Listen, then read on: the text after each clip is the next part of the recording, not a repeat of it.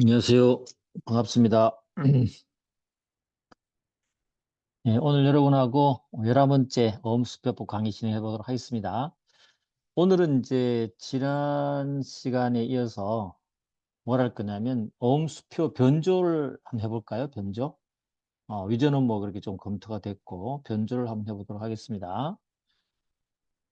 변조에 대해서 이제 PPT 강의를 하기 전에 우리 어, 교재를 통해서 한번 살펴보고 어, 보도록 하죠. 자, 여러분, 교재는 584페이지입니다. 꼭 교재 없으신 분들은 고진의 책으로 하셔도 되고요. 또 PPT의 내용을 또 다시 한번 복습을 하니까, 그때 여러분들이 잘 활용하시면 될 것 같아요. 교재 있으신 분은 그냥 그 교재로 활용하시면 더 좋고요. 자, 변조입니다. 변조는 위조와 다르게 권한 없는 자, 맞아요. 권한 없는 자까지는 맞고요.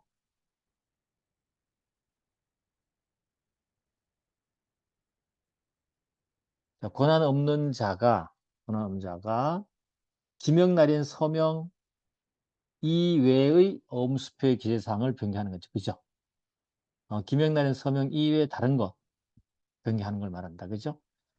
그래서 기명날인 서명을 무단으로 사용하느냐, 그 외의 것을 사용하느냐, 그것만 여러분 구분하시면 되죠. 그리고 이제 그 변조하는 대상의 내용이 반드시 어음수표의 필요적 기재사항이어야 되느냐, 그건 아니에요. 상관없어요. 필요적 기재사항이 아니더라도 어음에 있는 것 자체 내용을 바꾸면 권한없이 바꾸면 변조가 되는 거죠. 알겠죠? 그 바꾸는 건 뭐냐면 기존에 있던 것을 삭제하거나 또 새로운 문구를 추가하거나 아니면 보이지 않게 뭔가 스티커를 붙이든지 어떠한 방식도 상관없어요. 알겠죠? 그렇지만 권한 있는 자가 만약에 수정하거나 삭제한다? 이거는 변조 아닌 거 아시죠? 그렇죠? 근데 조심할 게 있어요. 권한이 있는 자가 변조가 되는 경우 있어요. 이미 권한 있는 자가 예를 들어 어려운 발행인이 변경을 하지만 그 발행한 그 어음에 이미 권리자가 발생했잖아요. 예, 그럴 때는 권한 있는 자도 함부로 바꾸면 안 돼요. 알겠죠? 그래서 어음수표상에 다른 권리 의무를 가진 자가 이미 생겨버렸죠. 이런 자의 동의 없이 함부로 권한 있는 자라 하더라도 자기의 기준을 변경하는 것은 변조가 되는 거죠. 알겠죠? 예를 들면 아주 극단적으로 얘기를 들면 이런 것들이 옛날 있었던 사건인데 A가 B에게 어음을 발행을 했어요. 발행했는데 그 어음이 이렇게 1억짜리를 발행했는데, 그죠? 발행했는데 B가 수취인이죠, 그죠? 수취인, 발행인이에요. 그래서 수취인에게 넘겨줬죠. 근데 수취인이 1억짜리 어음을 이렇게 갖고 있는데 A가 B의 사무실에 놀러 갔어요. 놀러 갔더니 자기가 발행한 수표 1억짜리 있었다는 거죠. 그래서 자기가 이거를 1억짜리를 예를 들어서 5천만 원, 그죠? 5천만 원으로 바꿔버렸다. 그러면 어때요? 수취인이 권리가 있는 거죠. 발행인 자기가 맞지만, 그죠? 바꾸는 게 변조가 되는 거죠. A가 설령 1억짜리를 5억으로 이렇게 바꿨다 하더라도 어때요? 권리 있지만 이거는 이미 수취인이라는 권리자가 있기 때문에 변조가 되는 거예요. 됐죠? 그렇게 알아두시면 될 것 같아요.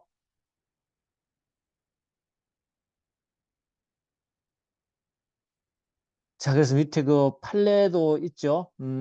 약소원 발행인이 그 어음의 수취인으로 기재된 문헌을 발행인 및 배서인 등의 어음 행위자들의 당초의 어음 행위 목적에 부합하게 정정했다. 이런 경우는 이제 단순히 착오로 한 걸로 볼 수밖에 없어요. 그 밑에 사례도 있지만 A가 수취인란을 공란으로 해서 어음을 Y 주식회사 대표이사 B에게 발행 교부했고 Y회사가 X에게 어음을 배수양됐을 때 X는 여기 보충을 하겠죠. 수취인을. 그래서 X가 수취인을 B라고 보충을 했는데 잘못했다는 거죠. Y 주식의 대표이사 B라고 해야 되는데 B라고 적었기 때문에 Y 주식회사 대표이사를 바꿨어요. 이건 착오로 보는 거죠. 착오로. 알겠죠? 변조 아니에요. 좀 전에 봤던 것처럼 어음 보증인이나 배서인이 있을 때는 그때는 변경했을 때는 되는 겁니다. 그죠? 약속어음에 이미 어음 보증인이 있는데 발행인이 그 보증인의 동의도 받지 않고 예, 수취인을 변경했어요. 안 돼요. 또 약속어에 이미 배서인이 있어요. 있는 경우에 그 배서인 동의도 받지 않고 발행인이 권한이 있지만 어음 기재 문헌을 변경했다. 이거 변조가 되는 거예요. 이해되시죠? 예, 그렇게 예, 알아두시면 됩니다. 이제 변조의 방법 모습인데 이것도 뭐 꼭 시험에 나온다기보다도 한번 이렇게 할 때 여러분 편하게 이렇게 읽으시면서 어법의 논리 있죠. 법리. 요즘에 뭐 이제 전자음이 많이 발행할 수 있도록 돼 있고 또 의무적으로 상장해서 할 수 있도록 돼 있죠. 일정한 조건 갖추면 의무적으로 하도록 돼 있지만 그래도 이 어음에 대한 원래 기본적인 어떤 시스템이라든 체계 있죠. 이런 이론적인 것은 아직도 유효합니다. 이 때문에 여러분 알아두셔야 되는 것이고요. 자, 변조의 방법은 제한이 없다. 그쵸? 방법은 제한이 없다. 뭐, 현재 문헌을 바꾸는 것뿐만 아니라 말소, 도말 다 가능합니다. 그죠? 또 그렇지만 중요한 게 하나 있어요. 아무리 변조되고 뭐 금액을 바꾼다 하더라도 어음은 외관 법률이라고 했죠. 형식적으로 어음의 요건을 갖춰져야 된다고 했죠. 변조 후에도 형식상의 어음 수표 요건은 예, 완전히 다 갖추고 있어야 됩니다. 알겠죠? 그래서 만약에 변조를 통해서 어음 수표 요건이 빠져버렸잖아. 그죠?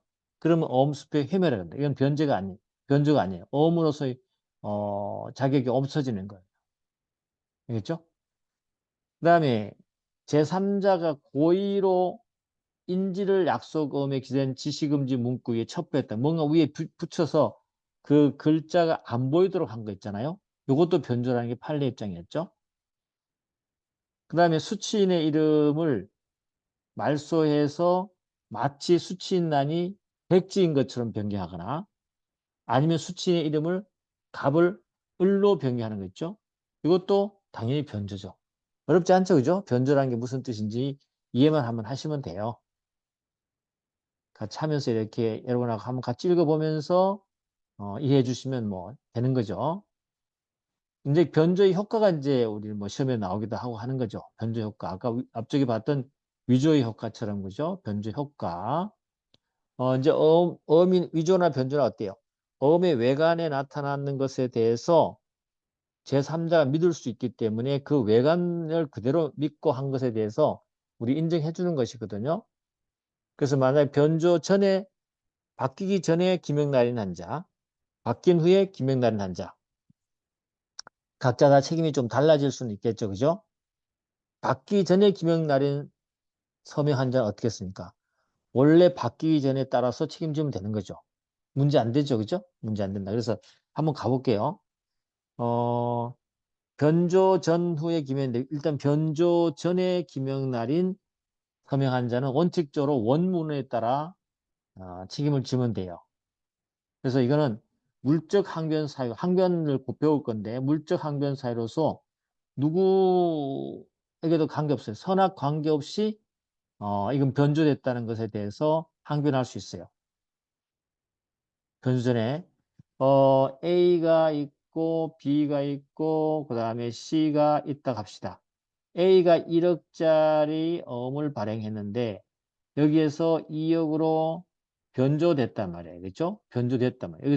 변조는 여기서 된 거야. 그렇죠?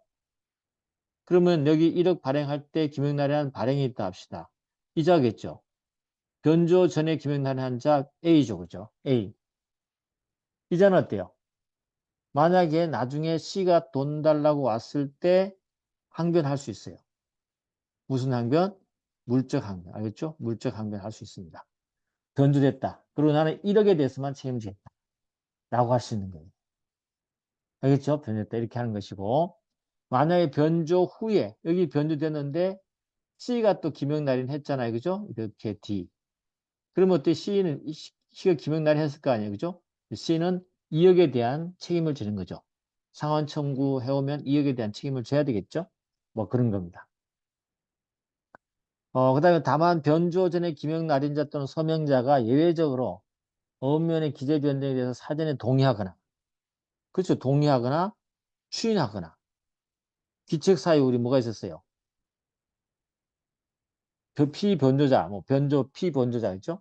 표현 대리 책임, 사용자 책임, 신의성 책임 이런 것일 때는 변조 후 문헌에 따라서 어음상 책임을 지는 거죠. 다시 말하면 B가 2억으로 변조하는데 A가 동의를 했거나 아니면 나중에 추인했거나 2억 해도 괜찮아 라든지 알겠죠? 아니면 B가 A의 사용자 이거나 피용자이거나 그죠? 아니면 표현대가 성립되거나 이럴 때는 A가 책임을 다 질 수 있겠죠. 뭐 그런 거죠. 이해되시죠? 그래서 변조 전에 책임이 어떻게 되는 건지도 여러분 느낌만 좀 받아주시면 된다. 그래서 우리 판례도 그런 말을 합니다. 약속어 문헌에 변조가 있은 경우에 변조 전에 기명날인 서명한 자는 그 변조에 동의하지 않는 이상, 그쵸? 법적 추인이라든지 그런 것들이 되지 않는 이상 변조 후 문헌에 따른 책임은 전혀 지지 않는다. 그 책임지지 않는 것은 물적 항변이다. 그쵸? 그래서 뭐 사건이 하나 있었던 거라면 이거죠. 요 사안은 만기가 변조된 경우에 소지인이 변조 전 문문에 따른 지급 제시간 내에 지급 제시를 해줘야 돼. 그 전에 만기가 변경되기 전에 기간 내에 지급 제시해야 된다는 거죠. 그죠? 그래야만이 변조 전 배선에 대해서 소유권 행사할 수 있는 거죠. 그 다음에 뭐 책임지는 사례 쭉 나왔는데 이런 것들은 원래요. 어음금을 기재할 때 금 100만 원, 금 100만 원 정해갖고 한문을 쓰든지 아니면 이렇게 한글로 써줘야 돼요. 왜냐하면 이게 변조되지 않도록 해줘야 되는 거거든요. 근데 만약 금 100만 원 이래갖고 일자를 썼어요. 기재해갖고 일자가 밑에 한 줄 더 그으면 이자가 되는 거고 아니면 하나 더 그으면 3자로 변경될 수 있잖아요. 그죠? 300만 원. 또 금과 상당한 가격을 두고 100만 원 정도 기재했다면 금 1과 중간에 1000을 넣을 수 있죠. 이럴 때는 100만 원의 금액을 기재한 어음 발행인이 각각 300만 원, 1100만 원 지급 책임질 수도 있습니다. 뭐 그냥 그렇게 하나 알아두시고요. 자, 변조 후에 어음 수표 기명 날인 한자는 뭐 어렵지 않습니다. 그냥 변조 후에 문에 따라 책임지면 돼요. 1억짜리 2억으로 변경되는데 그때 기명 날인했다 그러면 2억으로 책임지는 거예요. 어음 수표에 나타난 대로 책임지는 겁니다. 그죠? 됐습니다. 그 다음에 변조자의 책임, 지급인의 면책이다. 그럼 변조자는 어떤 책임을 지느냐? 변조하는 자는 기명날인 할 의무는 없죠. 우리 앞쪽에 봤던 대리, 무권 대리 같은 경우는 자신이 기명날인을 해야 되나 그죠? 그렇죠? 그런 거기 때문에 무권 대리인 책임을 줄 수 있습니다. 그죠? 근데 여기 변조자가 기명날인 해야 할 의무가 없단 말이죠. 좀 따져보는 거죠. 만약에 변조하고 변조자 기명날인을 했다 자기가 변조하는 2억을 해놓고 자기 이름을 써버렸다. 그러면 어때요? 2억에 대한 책임은 그 이후에 자에게 책임을 져야 돼요. 만약에 변조하고 기명날인을 하지 않았다. 그죠? 그럴 때는 책임도 부담하지 않습니다. 물론 민사책임은 형사책임은 별도로 하고요. 별도 하고. 그 다음에 이제 하나 또 우리 앞쪽에 봤던 위조에서 봤던 거지만 만약에 지급인이 있었단 말이죠. 지급. 변조음에 대한 지급인이 지급을 해버렸어요. 그래도 책임질 거냐 문제인데 위조에서도 봤듯이 간단히 제가 설명했었습니다만은 어음수표 지급인하고 동일하게 어음수표표가 하는 것이 아니에요. 아니고 이거는요. 특별법규라든지 아니면 면책약관이라든지 상관습이 있으면 그에 따라서 지급했으면 정상적으로 지급인으로 면책이 되지만 만약에 그렇지 않으면은 책임져야 되는 거죠. 그래서 근거하고 엔드입니다. 그리고 지급인에게 그거 살펴봤어야 돼요. 줄 때 이게 고의가실이 있으면 안 돼요. 고의가실이 있으면 안 돼요. 그죠? 분명히 보고 확인하고 이게 변조됐구나를 확인했어야 되는데 하지 않아서 혹은 알고 있었거나 고의과실이 있으면 면책되지 않습니다. 이게 면책되려면 어떻게 돼요? 지급인이 면책되려면 특별법규나 면책약관 상가슴에 근거하고 and 지급인에게 고의 과실이 없었어야 돼. 그러면 지급한 것은 면책된다. 알겠죠? 이렇게 정리하시면 돼요. 됐습니다. 그래서 여기서 뭐 여러분들이 뭐 학설 대립에 대한 어떤 새로운 내용들은 어음수표에서도 마찬가지고 너무 많이 알 거 없어요. 그 부분에 대해서는 어떤 시험이든지 학설 대립에 대해서는 요즘에 시험 문제 내는 거 굉장히 지양합니다. 왜냐하면 이제 누구 학설은 뭐 다수설이다. 그 사람이 모든 걸 끌어가는 건 아니거든요. 요즘에는 학자들이 다 나름대로 독립성이 있기 때문에 그런 부분 논란은 된 문제를 내지 않습니다. 자, 변조의 증명책입니다. 우리 위조의 증명책임 조금 우리가 깊이 있는 내용이 좀 있었지만 변조의 증명책임은 간단해요. 변조 사실이 변조 사실이 어음 수표면서 명백해요. 예를 들면 1억짜리를 이렇게 2억으로 바꾸는데 어떻게 바꿨냐면 이렇게 바꿨어요. 이렇게 해놓고 2억 이렇게 바꿨어요.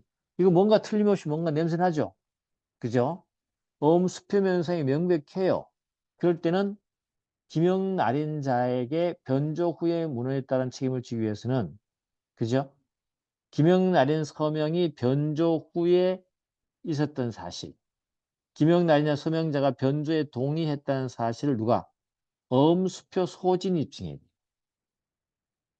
명백하잖아. 그러니까는 어음수표 소진 이거 정상적으로 이역이 됐다라는 것을 입증해야 된다는 뜻이에요. 근데 변조 사실 어음상이 명백하지가 않아요. 그러면 그거는 변조가 없는 것으로 우리 법은 추정해 줍니다. 알겠죠? 판례도 그래요. 추정해 줘요. 그 때문에 변조가 있었다라고 주장하는 자는 누구겠습니까? 어음수표 채무자 입증이에요. 그래서 이게 변조가 되는 것이 자기에게 유리한 자가 있겠죠. 그 자가 변조됐다고 입증해야 되는 거죠. 추정되니까. 명백하지 않으면 변조 사실이 명백하지 않으면 변조가 없는 것으로 추정돼요. 그 추정을 깰 사람이 어떻게 한다? 입증해야 된다. 뭐 일반적으로 어음수표 채무자가 그렇게 말하겠죠. 이거 변조된 거다. 나 1억을 했는데 2억으로 바뀌었다라고 입증해야 되겠죠. 그죠? 변조된 거다. 라고 입증을 해야 된다는 뜻입니다. 이해되시나요? 그렇게 하면 우리 변조도 이제 확실히 정리가 됐다. 그죠? 이렇게 하나하나 이 정도의 정도의 여러분들의 어떤 이 보험수표에 대한 그 마인드는 갖고 있어야 돼요. 그래야만이 이제 새로운 어떤 확장을 해볼 수 있어요. 사례 문제형이건 아니면 뭐 객관식 선택형이건 마찬가지예요. 그럼 베이스 없이 막 그냥 이렇게 암기하거나 뚝뚝 끊어서 공부해 놓으면 안 된다는 거죠. 뭐 될 수는 있죠.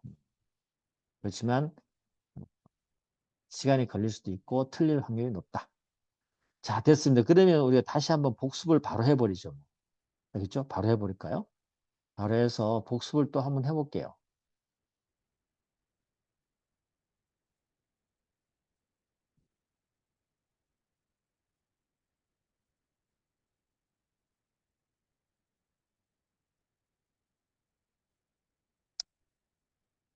자, 가보시면 이제 어음수표의 변조 그림으로 이제 좀 보면 좀 더 이제 여러분들이 명확해질 수 있을 것 같은데 가볼게요. 변조의 만약에 그림을 볼 때 환음 금액 1,000만 원짜리 발행인이 하나님이다. 그죠? 발행이 하나님이다. 하나님이 이제 발행을 했어요. 공자님한테 배서인에게 발행을 해줬어요. 공자님이 이제 수친이 되는 거죠. 1,000만 원짜리 어음을 받았어요. 근데 공자님이 부처님한테 에, 빚을 진 게 있어서 배서 양도를 해줬겠죠. 그러면서 공자님이 좀 나쁜 생각을 가져가지고 금액을 2천만으로 바꿔버렸어요. 그게 변조의 변조. 그죠? 변조죠. 변조자는 공자님이다. 공자님. 네, 됐죠? 그래서 공자님 이전은 변조 전, 공자님 이후부터는 어때요? 변조 후가 되는 거죠. 자, 그런 상황이다고 머릿속에 항상 그리면서 생각해 보시면 일단 권한 없는 자죠. 공자님은 이걸 2천만원으로 바꿀 수 있는 권한이 있어 없어요? 없어. 그 권한 없는 자가 김영날인 서명 외의 어음수표 기재사항을 변경했죠. 그럼 어때요? 변조가 되는 것이. 변조가 되는 거죠. 그죠? 그 다음 대상이 어음수표의 필요적 기재사항인지 여부는 불문한다 그랬죠? 그래서 기존의 기재사항을 바꾸거나 삭제하거나 새로운 문을 추가하거나 이 방법은 제한이 없다. 그 다음에 우리 또 여기서 문제되는 것은 권한 있는 자가 어음수표의 기재 내용을 변경했다. 이건 변조 아니라고 했죠? 그런데 이것만 조심하면 된다 그랬죠? 어음수표상에 다른 권리 의무를 가진 자가 있을 때는 설령 권한 인자를 하더라도 그 자의 동의 없이 하면 변경하면 뭐가 된다? 변조가 된다. 이제 명확해졌죠? 예, 그걸 여러분이 생각해 주시면 된다. 이 판례도 이미 봤던 겁니다. 그죠? 이거 아까 봤던 거니까 보시면 된다. 자, 그렇게 하도록 하고요. 마찬가지로 약속어음이 이미 어음 보증인이 있을 때 발행인이 그 보증의 동의를 받지 않고 수치를 변경했다. 예, 그거는 이제 변조가 된다는 말씀을 드렸고 배서인이 있는 경우도 똑같습니다. 자, 이제 그 다음에 넘어오셔가지고 요 그림을 보면서 변조 방법을 한번 생각해 볼까요? 제한 없어요. 제한 없어요. 변조 방법 제한 없어요. 변조 후에도 형식상 어음의 수표 요건은 반드시 필요하다 그랬죠? 필요하다. 이것도 필요하다. 그 다음에 변조로 인해서 어음 수표 요건이 완전히 흠결되어 버렸다. 알겠죠? 8가지의 어음 수표 요건을 다 갖춰야 되는데 그런 것들이 흠결되어 빠져버렸다. 그때는 어음 수표 자체가 해멸되어 버리고 어음 수표가 뭐한다? 효력이 없어져요. 알겠죠? 자격이 없어진다 합니다. 알겠죠? 예, 그럴 때는 변조가 안 되는 거예요. 그래서 변조라는 것도 어음수 외관상 있죠. 형식적으로 갖추어졌을 때 변조라는 게 논란이 되는 거예요. 알겠죠? 그 다음에 제3자가 고의로 인지를 약속어음에 기재된 지급어음 문구에 첩부했다. 그 외에 종이 인지라는 거 붙여갖고 안에는 글자 내용이 보이지 않겠다. 이것도 우리 판례는 변조로 본다 그랬죠? 그 다음에 수치인의 이름을 말소해가지고 마치 수치인란이 백지인 것처럼 변경했다. 변조다. 수치인의 이름을 갑을 을로 변조했다. 그렇죠. 이제 아시겠죠?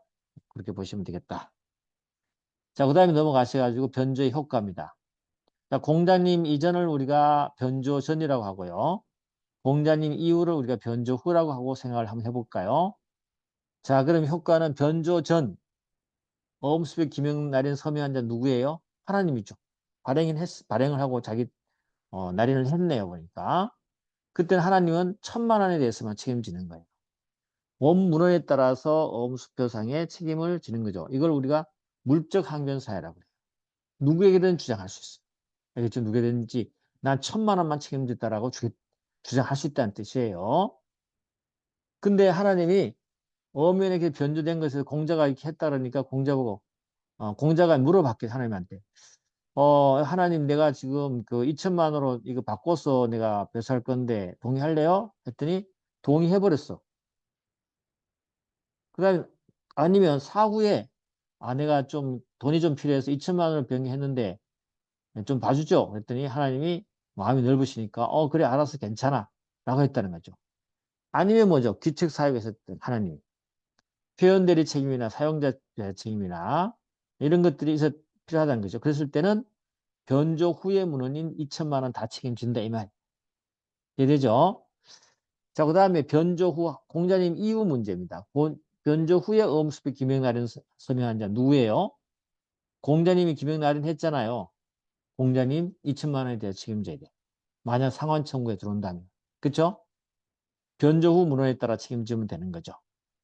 그래서 변조 후에 기명날인 서명한 자와 변조음 수표 취득자의 선의, 악의 요건 다 필요 없어요.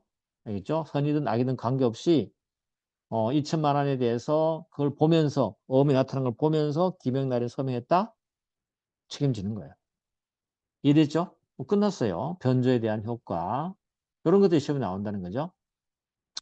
자, 그 다음에 변조자 공자님의 책임. 공자님은 그런 변조자 공자님은 책임질까 안 질까?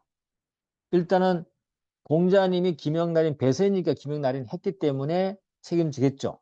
만약에 공자님이 김영날인을 안 했다. 그러면 어때요? 책임 안 지는 거예요. 알겠죠? 변조하고 김영날인 서명했다. 변조문에 따라 책임지면 되는 거예요.